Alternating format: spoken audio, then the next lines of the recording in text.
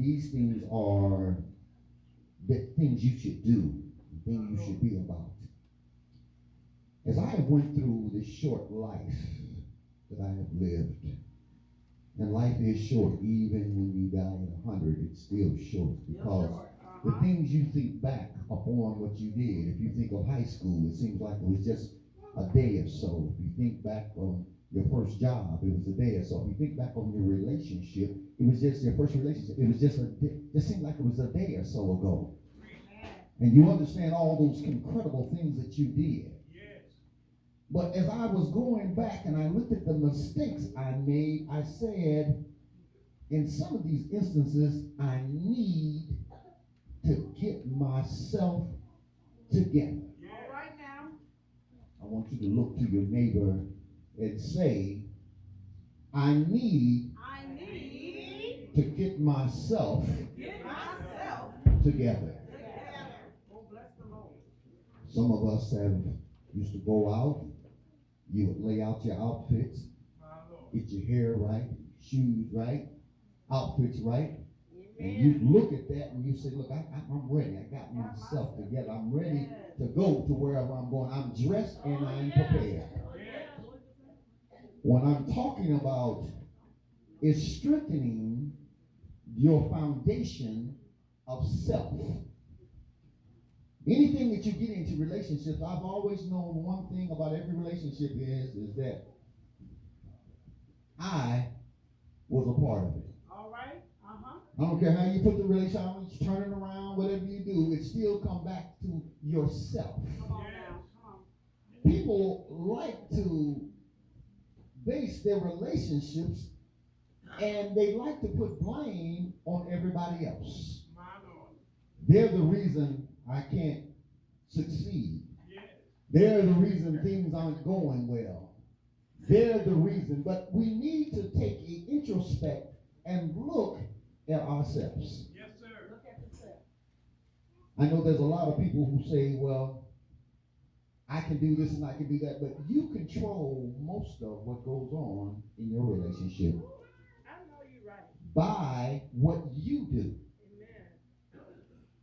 Now, some of us have relationships, you know, you got a person that does this and does that, and you know they don't like that, and you think the relationship's not going well, but you don't look at your part. You don't look at your part.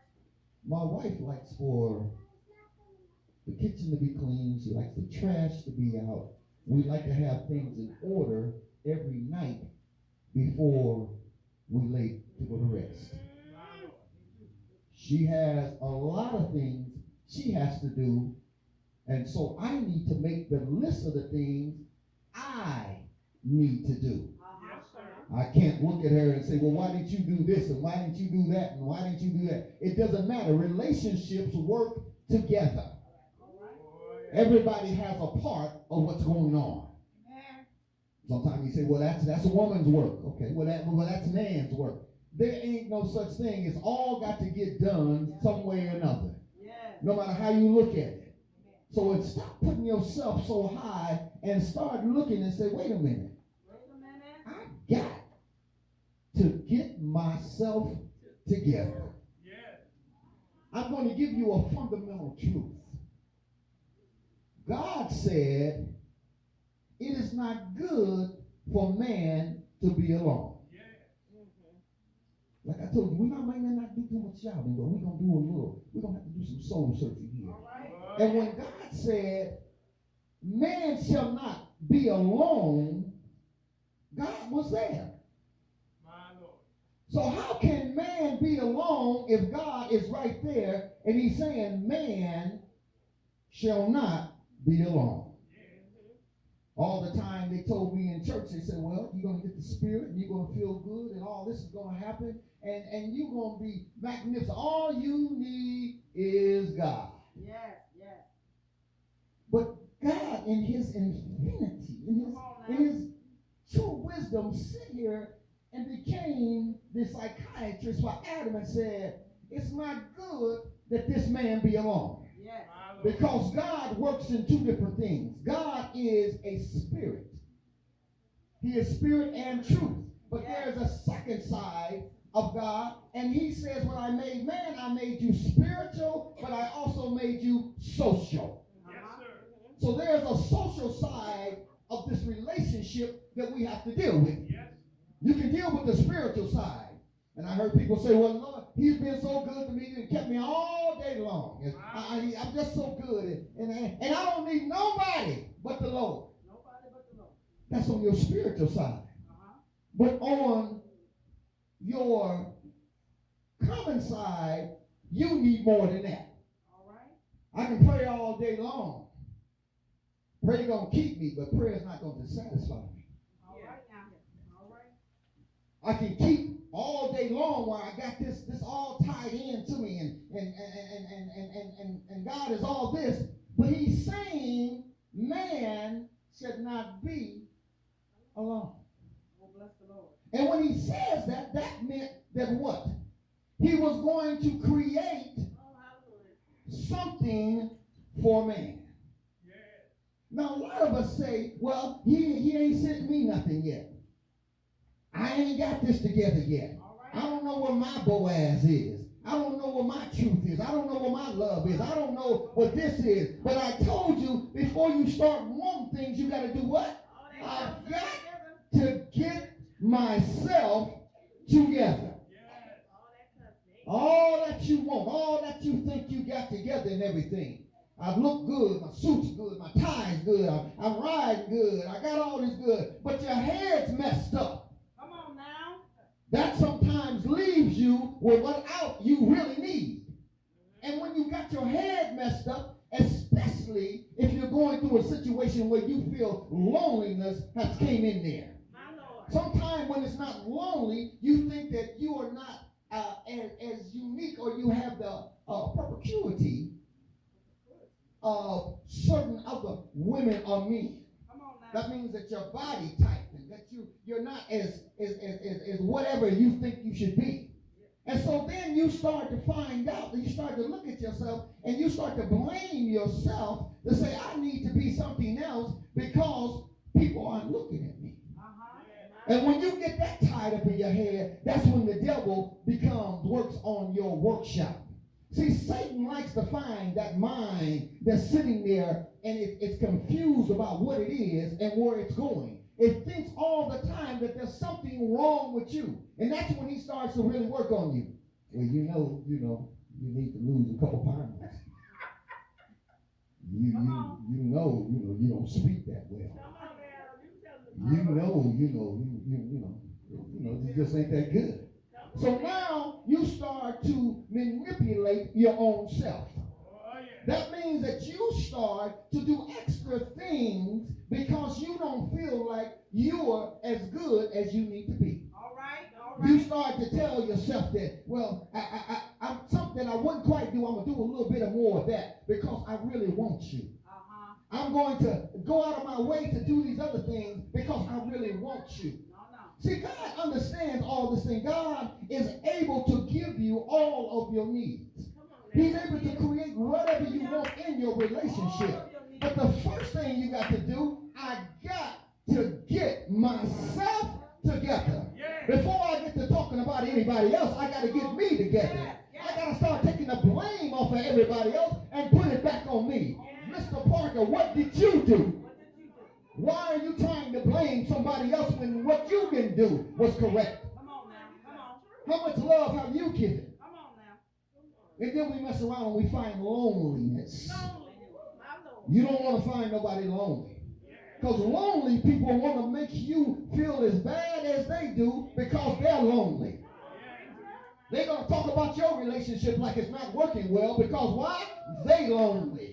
They're going to talk about what you got going on, even if you ain't got no money. You just walking down the hall with your mate, just window shopping because we ain't got no money. They're going to say, look at them two broke folks walking together. What you need to do is get yourself together. I said you got two spirits, there's two sides of you. Pastor, there is the spiritual, and then there is the social. Some people go on and they try to confuse the two. And some people feel like the church sometimes get too far into the social aspect and should stay more into the spiritual aspect. I can't tell you how to run your home, but I can tell you what the Ten Commandments say. I can't tell you how to do what you do, but I can tell you what we do at my house. I can't tell you how to spend your money, but I can tell you what I know works. See, sometimes we get way out on other people's business. I deal in this part here, we deal with the spirituality and your soul saving aspect. The other things that you do outside that door, you have to answer to God for that. You got to keep worrying about it, but you got to keep telling yourself, I got to get myself together. Now, if you got a little quick make, they'll say, I thought you told me that last week. That's what you were talking about last week when you messed up. I'm going to get myself together. So now you sitting here saying, I got to say it again. Don't play the blame game. Don't play the game anywhere. Sometimes God has to look at us and say, you're praying, you're fasting, you're doing everything that I asked you to do. But what you want is not good for you. And so I love you so much. I already know what it's going to be, even though you're asking for it, and I don't think you should have it. And sometimes he'll go ahead and give you that. And when he gives you those things, then it don't work out. And you say, well, I went back and got the love of my life. And the love of your life wasn't what you needed. Come on now. You wanted him tall, dark, and handsome, and maybe you needed him bald head, short, and fat.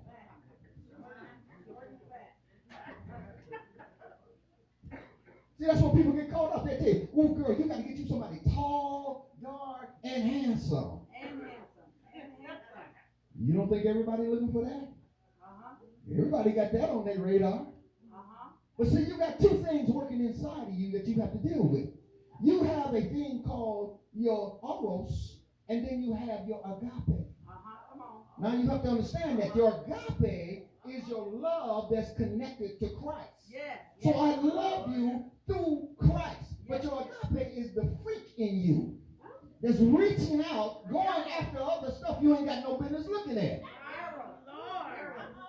Arrows, hey, all right. And people act like they don't understand that. But see, you get into a circumstance where the agape is saying no, but the eros is saying, I think I want to go over there. I told you, I'm going to be much screaming today. We're going to get some stuff straight, though. We're going to get something. You better take some notes. Write them down, bro. There is good in all people. There's different types of good. There is a material good. There is a theological good. There's different qualities. There's moral goodness. There's Jesus moral. There's all these kind of goods. And what you have to figure out when you're trying to choose somebody, it may not be morally good for me to be with that person. It may not be financially good because I do pretty good financially by myself. All right. And when you're with them, you're always broke. Come on. Come on now. So not only do they have to get themselves together, you have to get yourself together. Now here comes the important part. I'm not going to keep this tip because this is getting deeper and deeper. I don't want to go too deep. But there's part of it that says you love the giver, you love the gift more than you love the giver. My Lord. God will give you that gift. I got an awesome gift here. And I can start forgetting church. Don't come to church because I want to be with my gift. And so when I get with my gift, I don't forget all about everything else. I'm just this. I can't make it to church. I can't make it to prayer meeting. I can't come. I can't give my offering. I just can't make it because I got to stay with my gift. But what happens is that God is a jealous God. And because he is a jealous God and he is the giver of the gift, he will take the gift away from you. Now, the gift cannot give you God, but God can give you the gift. Yes, yes. I just got to get myself Come on together. now. I got to get myself together. Yes. And so, as we go through these different things, people will find that I want agape, but I'm enjoying this force. And you say, well, what is that, Pastor? How do they do that? Well, nobody really marries nobody for the agape. Let's just get it out there. You've seen something about them that intrigue the social side of you.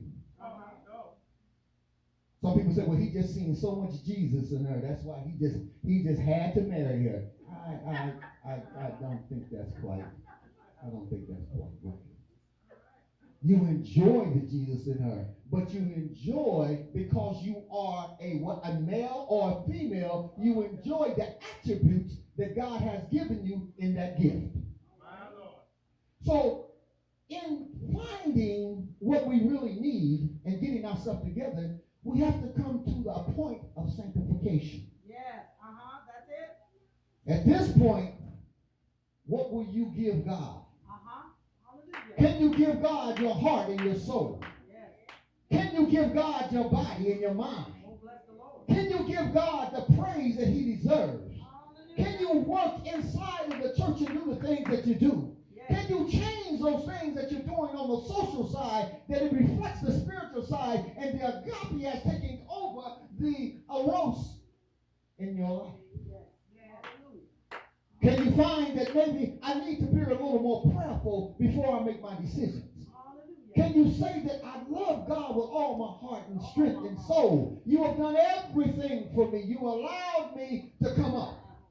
I know some people get confused and you know, they say, well, you know, I like this woman. Let me explain something to you. If you read the Bible clearly, it says that Adam was asleep when God took the rib and made the woman. So you didn't even have nothing to do with it.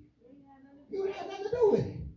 Matter of fact, when Adam woke up from the sleep, he said, whoa, man. He didn't know how to deal with it. He had never seen it.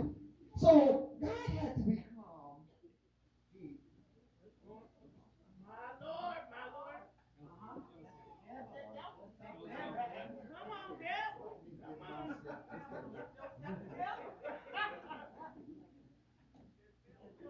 We're going to get this mic right. Come on, brother.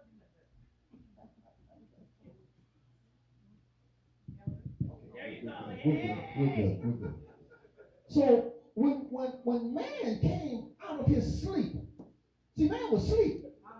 God had put him to sleep and did that, doctored on him, fixed it up. So when he woke up, woman was just standing there. He didn't know nothing. So all he could say was, woman. Woo! He ain't never seen her. He didn't know what to call her.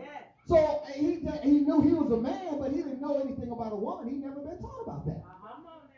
And so what God had done is now taken this portion and created the woman as a doctor. And then he took the woman into the next stage and made her a helpmate. And then someone said, well, who giveth this woman that she could be married? He became the father of the woman. And after putting them all together, he said, this is your gift. We all know the story that Adam became more intrigued with the gift than he did with the giver. All right. Think about it. In the garden, Adam had everything. He was told one thing: don't eat the fruit of this tree. But after about 3,000 years of just working in the garden, he got tired. Adam, you know, he needed a little something. He needed to see somebody. He needed to hold somebody's hand. You know, on the weekend they said, let us rest. So Adam had got to that point. And y'all laughing, but this is the truth. And so that's why he said, you know, let me go and make a woman. Each man should not be alone. And then that's when Eve got all carried away all over the area she shouldn't have been in, looking at a serpent. Well, they say it was a serpent. That's just a euphemism that they use. It was probably another good-looking man that was over by the apples. He got to tell him and say, well, look, you go ahead and eat this, because if you eat this, you will be as God. You'll have all the knowledge. You'll know everything. And so Eve got all tied up with that. And so when she came back, he did not go with the giver. He went with the idea of the gift. And so that's why we have fallen into the situation that we have. Put God first in your life. Make God the thing that you need to go ahead. Make sure that you understand that God is the Almighty Father. From the heaven to the earth, from the sun to the moon, from the beginning to the end, from Alpha to Omega.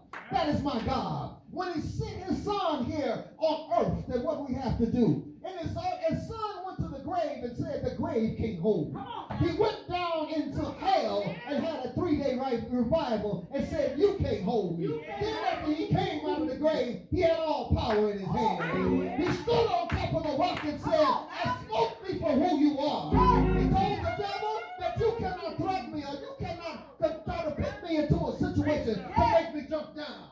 He had already said that the Holy Ghost will come in the upper room. Now you find that Jesus is walking back around. You can see the things in his hands. You can see where the crown had been on his head. But now he's all powerful. He's ready to go back to his father on the day. You got to get yourself together. You got to find out what God has for you. Because what God has for you, nobody can take it away. I don't know what your gift is. I don't know if your gift is singing. I don't know if your gift is preaching. I don't know if your gift is testifying. I don't know if your gift is cleaning up the church. But whatever God has done for you, make sure you take care of that. Because why? I've got to get myself together. Because there's going to be a judgment day. There's going to be a day that we're going to have to speak to the God. The book of life is going to open up. It's going to say, have I done well or have I done? I want them to look at me and say, Pastor, well done, my sister favorite. You've only done what I asked you to do. Even when they were against you, you still done it. Even when they wouldn't want to follow you, you still done it. Even when they stabbed you in your back, you still done it. Even when they broke down on you, you still done it. I thank God for what he's doing for me. I thank God for Holy Ghost Temple.